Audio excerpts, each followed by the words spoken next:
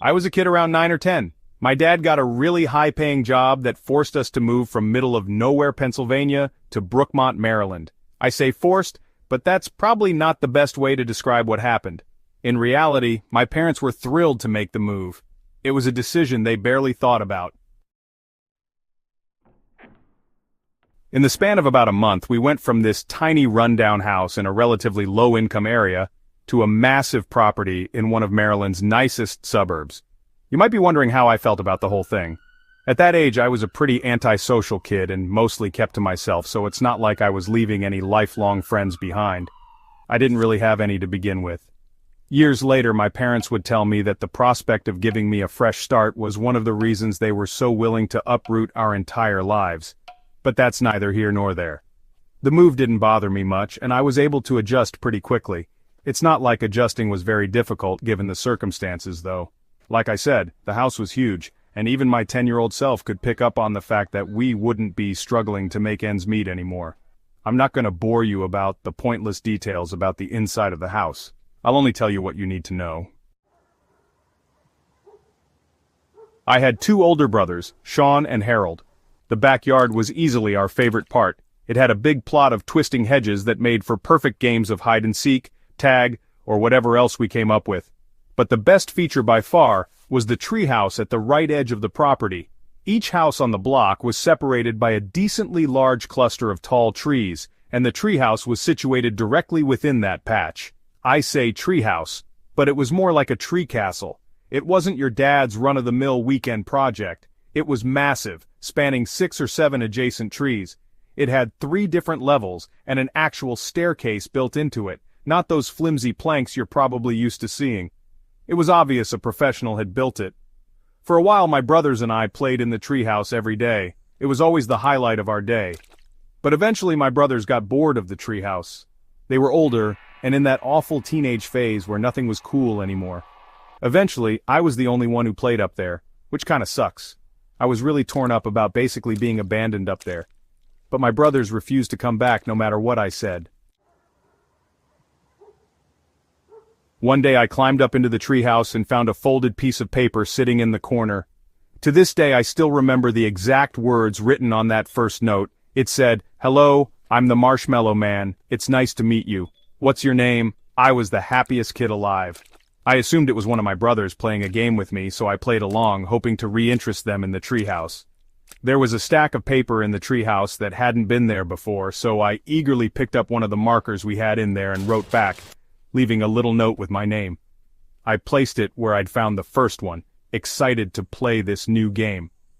That night, I wanted to ask my brothers which of them was the Marshmallow Man, but I was afraid they'd stop playing if I said anything, so I kept quiet. For the next few days I'd come home from school and run straight to the treehouse. Each time there'd be another note waiting for me. At first the notes were innocent and sounded exactly like stuff my brothers would say. I was having a lot of fun with it. But as the days went on, the notes got stranger. The Marshmallow Man started asking me increasingly personal questions that I didn't fully understand, things that didn't make sense for my brothers to ask, like, "What's your favorite time of day to play outside?" or "What do you usually eat for breakfast?" I don't remember every question he asked, but one of them that will always stick with me was, "Which window in the house is your bedroom?" I look back at that exact question and literally feel sick to my stomach. At the time, I still didn't think too much of it. I assumed it was still one of my brothers, so I answered every question without hesitation. But the next note was so unsettling that I couldn't keep quiet anymore. It was something like, "What do your pajamas smell like?" or something nasty along those lines. I stormed inside and confronted my brothers, demanding to know which of them was behind the notes.